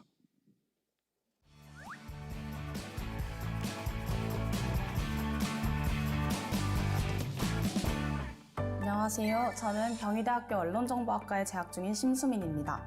지금 우리 삶에 드라마, 영화 등 문화 콘텐츠는 평범하고도 또 중요한 일상으로 자리 잡았습니다. 이런 문화물에 대한 관심으로 학교에서 관련 공부를 하고 있는데요. 전공 교수님 덕분에 크리에이티브 브릿지 온라인 페스티벌을 접하게 되었습니다. 누구나 아이디어만 있으면 참여할 수 있다는 문구를 보고 제 문화 콘텐츠에 대한 관심도 잘 표현할 수 있을 거라고 생각해서 참여하게 되었습니다. 오랫동안 문화 콘텐츠 관련 강의를 들으면서 드라마, 특히 한류 열풍을 이끌었던 사극 드라마에 대한 공부를 했었습니다. 대장금, 선덕여왕, 구름이 그린 달빛 등 여러 사극 드라마가 한국 전통 문화의 고유성과 아름다움, 그리고 짜임새 있는 서사로 큰 인기를 끌었습니다. 이런 드라마의 팬들은 촬영지를 찾아가 장면을 또 떠올리면서 본인이 그 안에 들어간 듯한 기분을 느끼기도 합니다. 그렇다면 아예 사극 드라마를 궁 전체를 거닐면서 본다면 어떨까요?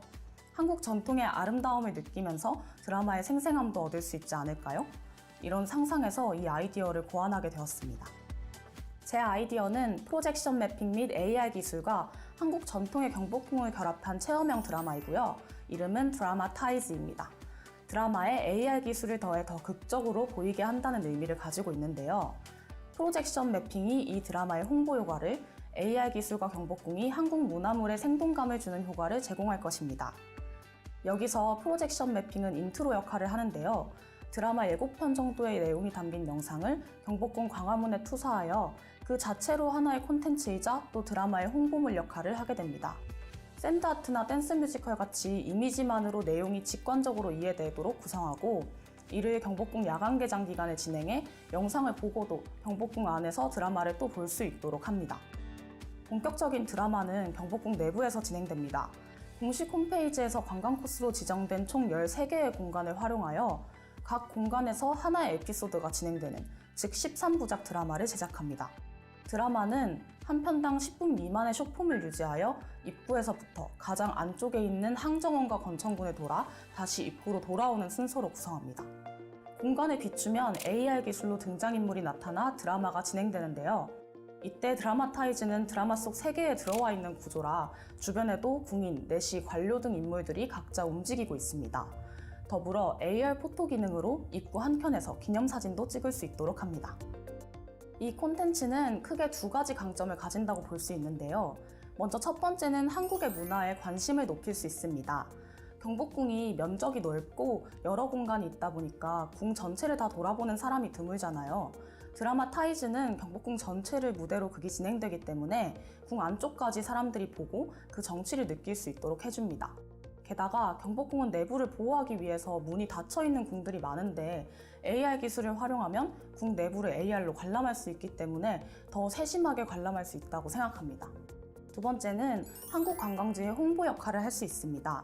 일반적으로 드라마 촬영지는 관광지가 되잖아요. 근데 드라마 타이즈는 드라마 자체가 그 공간에서 시청되는 구조이다 보니까 일단 드라마를 보기 위한 것만으로도 홍보 효과를 가질 수 있습니다. 더불어 드라마가 인기를 얻게 되면 그 이상의 효과도 기대할 수 있겠죠. 게다가 서울에 있는 다른 궁 혹은 한옥마을, 더 나아가 전국 곳곳에서 드라마를 제작하고 활용할 수 있다는 점에서 그 활용도도 높습니다. 제 아이디어를 실현하게 되면 어떤 문제점이 발생할 수 있을까 고민을 해봤는데 일단은 휴대폰으로 즐기는 문화이다 보니 저작권 침해가 발생할 수 있다고 생각했어요. AR로 드라마를 보면서 내용을 녹화하고 공유한다면 드라마 저작권이 침해될 수도 있을 것 같았습니다. 그래서 방법을 고민해 보았는데 넷플릭스 같은 경우 화면을 녹화하면 검은색으로만 녹화됩니다. 이런 방안을 차용하면 드라마 저작권을 지키는 데 좋은 해결책이 될 것 같아요. 일단은 학교에서 전공 공부를 열심히 할 생각입니다.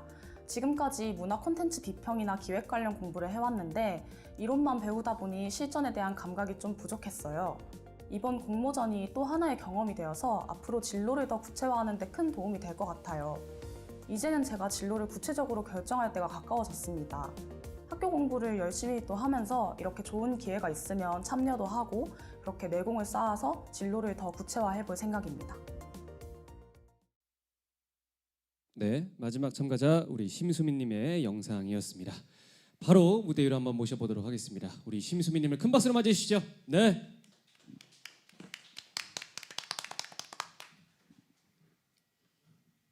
소개 한번 부탁드리겠습니다. 네, 안녕하세요. 드라마 타이즈를 기획한 심수민이라고 합니다. 네. 네, 심수미님 재밌게 이 영상 잘 봤습니다.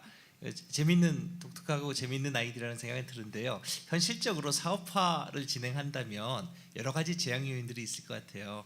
프로젝션 매핑하는 기술이나 AR, VR 콘텐츠화하는 건 우리나라에서 상당히 잘하는 분야긴 하지만 여전히 이제 프로페셔널들이 필요하고 이 직접 제작한다 하더라도 또 장소의 한계성이랄까요? 경복궁 이외에 여러 궁이 있고 또 뭐 민속촌이나 그런 이제 사극에 주로 사용되는 장소에 대한 이 뭐 한계성 이런 것들 때문에 사업화를 하고 다양한 콘텐츠를 만들어내는 데는 상당히 제약 요건이 있을 것 같은데 이런 건 어떻게 극복하실 생각이신지요?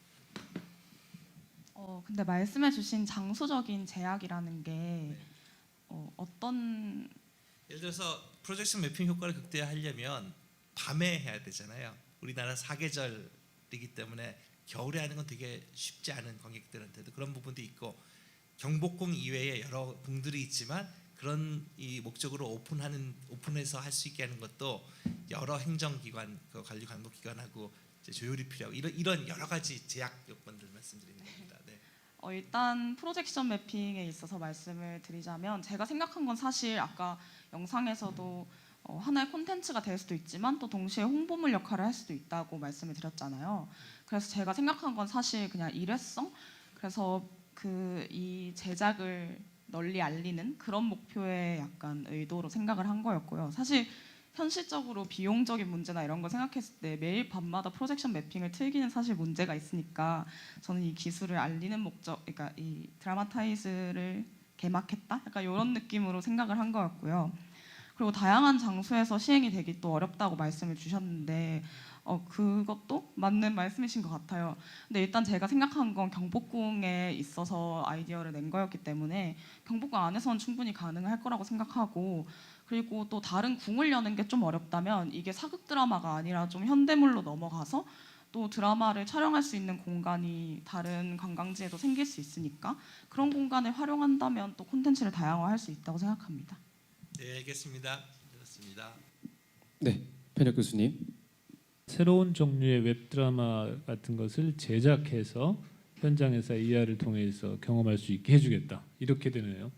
네, 그러면 새로 쓰는 그 웹드라마의 시나리오는 좀 이렇게 도슨트 같은 그런 개념이 조금 더 많이 들어가 있나요? 그냥 단지 뭐 용추문이든 신무문이든 그런 문들 배경으로 그냥 이야기가 진행된다인지 그 지정학적인 특별히 이제 경복궁의 그런 내용적인 것을 좀 더 강조한 그런 콘텐츠를 하겠다는 것인지. 네, 이것도 사실은 이게 콘텐츠 내용을 정확히 기획을 한 게 아니라서 다양한 방향으로 이루어질 수 있을 거라고 생각을 했는데 이게 말씀해주신 것처럼 좀 역사적인 걸 강조하게 되면 교육적인 효과가 있겠죠. 그리고 좀 그 내용을 제작하는데도 사실은 그런 걸 증명하는 건 공간마다 내용을 구성하기도 보다 쉽고 연결된 에피소드를 굳이 만들 필요가 없기 때문에 그런 점이 좋다고 생각을 하는데, 또 반대로 이게 관광이나 이런 드라마라는 거에 초점을 맞추려면 역사적인 걸 너무 강조하게 되면 사실 다양한 사람들이 와서 즐기기에 좀 어려운 부분이 있을 거라고 생각을 했어요. 그래서 제가 사실 이 아이디어를 처음 낼 때 떠올렸던 건 아실지 모르겠지만 퐁당퐁당 러브라는 약간 좀 상상력이 가미된 그런 SF 같은 그 타임워프 드라마, 웹드라마가 있었거든요. 그런 것처럼 좀 궁을 배경으로 진행이 되지만 사랑 얘기라든지 좀 대중적으로 많은 사람들이 즐길 수 있을 만한 그런 내용을 생각을 했습니다. 네, 그래서 장소적인 걸 조금 다시 생각해 보시는 것도 방법이겠네요. 굳이 경복궁을 고집할 이유가 없는 거네요. 지금 말씀하신 제약이 굉장히 많은 장소인데 또 본인 말씀하시기엔 접근성 이런 것들과는 상당히 위배되는 조건을 많이 갖추고 있을 것 같아요. 네, 잘 들었습니다. 네, 수민님 마지막으로 하고 싶은 말씀 부탁드리겠습니다. 네, 이렇게 본선까지 올 수 있을 거라고 생각을 못했는데 와가지고 또 심사위원분들의 염려와 그런 현실적인 가능성에 대한 조언을 들을 수 있어서 좋은 뜻깊은 경험이었던 것 같습니다. 네, 감사합니다. 네, 고맙습니다. 마지막 참가자 우리 심수민님이셨습니다. 자, 이렇게 우리 수민님을 끝으로 모든 본선 심사를 마치도록 하겠습니다. 모두 고생 많으셨습니다. 자, 그럼 지금부터 본선 심사가 집계되는 동안 휴식 시간 약 20분 정도 갖고 잠시 후 15시 20분부터 시상식을 진행하도록 하겠습니다. 자, 그럼 지금부터 본선 시상을 진행하도록 하겠습니다. 모두 자리에 착석하여 주시면 감사드리겠습니다. 자, 본선 심사는 앞서 말씀드린 바와 같이 온라인 투표와 전문가 심사를 거쳐 최종 3팀이 선발이 되는데요. 다들 알고 계신 것처럼 1등 500만 원, 2등 300만 원, 3등 100만 원의 우승 상금이 수여됩니다. 그리고 창업 자금을 벌 수 있는 펀딩 사이트 컨설팅 지원과 엑셀레이터 프로그램 지원이 준비되어 있습니다. 자, 오래 기다리셨습니다. 자, 지금부터 온라인 투표와 전문가 심사를 집계한 최종 결과를 발표해 보도록 하겠습니다. 먼저 시상을 함께 해주실 심사위원 두 분을 모셔보도록 하겠습니다. 우리 이만 대표님 그리고 변혁 교수님 큰 박수로 맞이해 주시죠. 네. 자, 그러면 시상식을 진행해 보도록 하겠습니다. 자, 2020 크리에이티브 브릿지 온라인 페스티벌 먼저 3등부터 발표하도록 하겠습니다. 대망의 3등입니다. 3등 팀은 바로 축하합니다. 파이브트리즈입니다. 네, 파이브트리즈의 하비포레스트가 3등을 차지하였습니다. 축하드립니다. 네, 무대 앞쪽으로 나와주시면 대단히 감사드리겠습니다. 저희가 상장과 상금 판넬을 수여하도록 하겠습니다. 자, 먼저 상장입니다. 자, 3등 파이브트리즈. 위사람은 서울시 종로구청이 주최하고 성균관대학교 캠퍼스타운과 문화예술미디어 융합원이 주관한 2020 크리에이티브 브릿지 온라인 페스티벌에서 위와 같이 우수한 성적을 거두었기에 이 상장을 수여합니다. 2020년 11월 20일 성균관대학교 캠퍼스타운 사업단장 김경환. 다시 한번 뜨거운 박수 부탁드리겠습니다. 네, 축하드립니다. 부상으로 100만 원의 상금이 수여되겠습니다. 네, 같이 사진 한번 찍으실까요? 네, 우리 심사위원분들과 같이 사진 한번 찍도록 하겠습니다.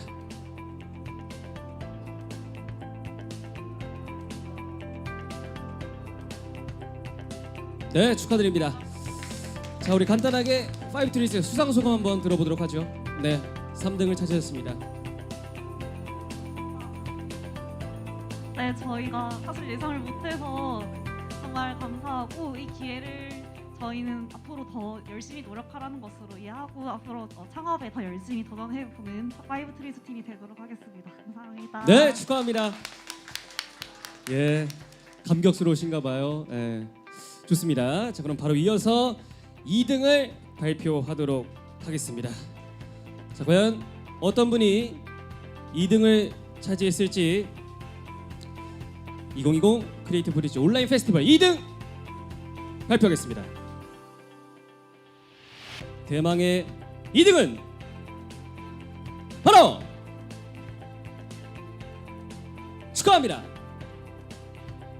장명수님입니다. 네, 축하합니다. 우리 장명수님의 리빗이 대망의 2등을 차지했습니다. 축하드립니다. 마찬가지로 저희가 상장과 상금 판넬을 드리도록 하겠습니다. 자, 상장 2등 장명수, 이하 내용은 같습니다. 뜨거운 박수 부탁드리겠습니다. 축하드립니다. 자, 부상으로 300만 원의 상금이 소요되겠습니다. 네. 기념사진 한번 찍으실까요? 네.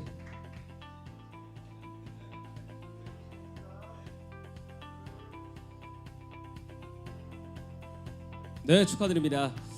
자, 우리 명수님 수상 소감을 안 들어볼 수가 없는데요. 네, 간단하게 수상 소감 부탁드리겠습니다. 네, 정말 저에게 이렇게 상을 주셔서 감사하고 정말 긴장도 많이 해서 말도 제대로 못했는데 하고 싶은 말도 잘 못하고 했는데 이렇게 저에게 상을 주셔서 감사합니다. 앞으로 더 아이디어를 발전시켜서 실제로 리빗을 개발해 볼 수 있는 그런 계기가 될 것 같습니다. 정말 감사합니다. 네, 축하합니다. 축하합니다. 2등은 장명수 님이셨습니다. 자, 이제 대망의 1등을 발표해 보도록 하겠습니다. 500만 원 상금의 주인공은 누가 될지 대망의 1등 발표합니다. 2020 크리에이티브 브릿지 온라인 페스티벌 대망의 1등은요. 바로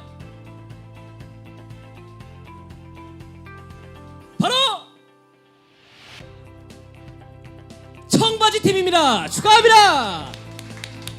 우리 청바지 팀이 1등을 차지했습니다. 진심으로 축하드립니다. 자, 마찬가지로 상장과 저희가 상금을 드리도록 할 텐데요. 먼저 상장부터 드리겠습니다. 자, 상장 1등 청바지, 이하 내용은 같습니다. 뜨거운 박수 부탁드리겠습니다. 축하드립니다. 자, 부상으로 500만 원의 상금이 수여되겠습니다. 축하드립니다. 네, 자, 이제 기념사진 한번 같이 찍도록 하겠습니다.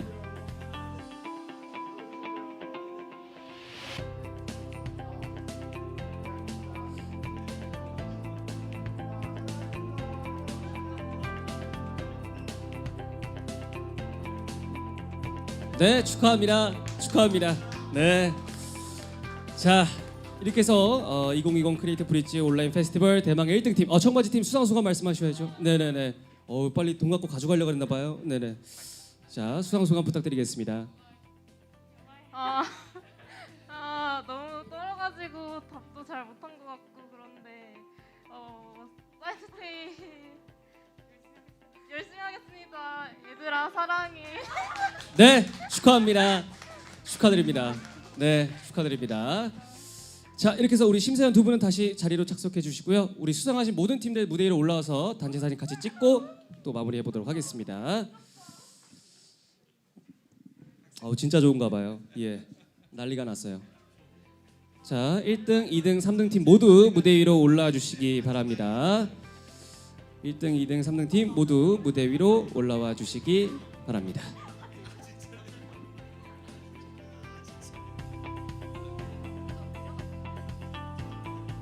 네, 사이사이에 얼굴을 좀 들이밀어 주세요. 예.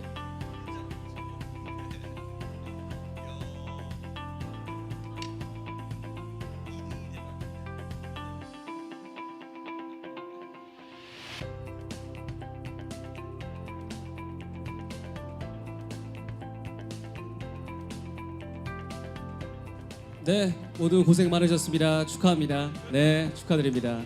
축하합니다. 자, 네. 자, 이렇게 해서 크리에이티브 브릿지 온라인 페스티벌 모두 끝이 났습니다. 오늘 많은 분들이 함께해 주셨는데 우리 심사위원분들 오늘 어떠셨는지 짧게 소감 한 말씀 좀 부탁드리겠습니다. 네. 짧게는 못하고요. 세 가지만 말씀드리겠습니다. 그 언택트 시대 코비드 19 사태 이후에 이렇게 융합 콘텐츠 다양한 아이디어를 가지고서 사업화하려는 이 제안을 저희와 공유해 주신 데 대해서 굉장히 감사드리고요. 다만 조금 아쉬웠던 점은 뭐냐면 이제 아무래도 아이디어를 사업화하는 데는 익숙하지 않으셔서 그런지 사업성, 비즈니스 모델, 사업성 검토 부분에서 좀 더 노력을 해주셨으면 하는 그런 거고요. 또 한 가지는 여러분들이 다 재밌는 아이디어를 내주셨지만 저는 투자하는 사람으로서 이제 사업화가 돼서 정말 많은 사람들이 쓰는 즐기는 콘텐츠가 돼야 된다는 의미에서는 너무 비대면 쪽 이런 쪽에 너무 집중한 점이 있었고, 그리고 팀 플레이어도 있었고 또 단독으로 하시는 분들이 있었는데 어쨌든 사람들이 만들어서 이루어 나가야 되는 사업 아이디어고 콘텐츠이기 때문에 그런 면에서 좀 더 노력을 해주셨으면 좋겠다는 평입니다. 감사합니다. 네, 박수 부탁드리겠습니다. 박민영 대표님. 안녕하세요. 저는 더 화이트 커뮤니케이션의 박민영이라고 합니다. 저도 스타트업 대표고요. 4년 전에 창업했습니다. 그래서 그때도 피칭 대회 나가서 저도 뭐 상 받고 뭐 그러면서 너무너무 즐거웠던 기억이 나는데요. 제가 오늘 느낀 거는 너무 좋은 기운 받은 것 같습니다. 저도 스타트업이고 앞에 계신 분들이 준비가 완벽할 수 없다라는 건 저도 잘 알지만 지금부터 하시면 아마 엄청 잘 되실 거라는 저 확신이 있습니다. 저기 앞에 계신 분들 대단하다고 저는 그냥 감히 칭찬드리고 싶어요. 감사합니다. 네, 고맙습니다. 조소영 감독님. 네, 오늘 여러분들이 내신 아이디어에 또 새로운 자극을 많이 받았고요. 저는 제 주업인 기술을 바탕으로 한 컨텐츠 크리에이션이 제 본업인데요. 여러분들께 이제 먼저 기술과 어떤 스토리텔링을 함께 융합해서 컨텐츠를 만드는 사람으로서 한 가지 먼저 말씀을 드리고 싶은 부분은 어떤 컨텐츠든 간에 본인에서부터 시작해야 가장 당위성을 마련하기에 좋습니다. 사실 사업성의 부분에 있어서는 아까 앞서 두 분의 심사위원분들이 말씀하셨던 것처럼 뭐 따로 공부도 하셔야 되고 자문도 많이 받으셔야 되지만 컨텐츠는 나로부터 시작된다는 것을 항상 잊지 않으셨으면 좋겠습니다. 감사합니다. 네, 감사합니다. 마지막으로 우리 변혁 교수님.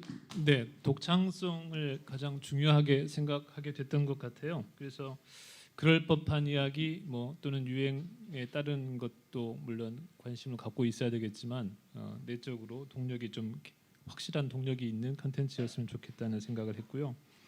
저희가 포스터에 나온 것처럼 아이디어만 있으면 도전 가능한 컨텐츠들인데 기술이 있어야만 완성 가능한 컨텐츠라는 것을 명심하고 이것이 저희 페스티벌의 아마 기획 의도인 것 같아요. 지금 이것이 융합돼서 정말 이것을 기술적인 완성도를 가지고 그다음에 사업적인 기획성을 가지고 완성되기를 좀 기대를 해봅니다. 심사평하고 나면 항상 더하게 되는 말들이 있는데 상 받으신 분들하고 바로 다음 순위들하고 차이가 그렇게 크지 않아요. 그래서 개인적으로 대단히 안타깝게 생각하는 컨텐츠들이 또 있습니다. 혹시라도 심사 과정에서 상처받으셨다면 용서하시고 그리고 굉장히 응원하는 마음들이 더 많았음을 좀 기억해 주시면 감사하겠습니다. 축하드립니다. 네. 오늘 멋진 심사위원 네 분 정말 감사드립니다. 자, 이상으로 2020 크리에이티브 브릿지 온라인 페스티벌을 모두 마치도록 하겠습니다. 지금까지 진행의 유튜브 서빈의 운영 중인 MC 섭이었습니다. 감사합니다.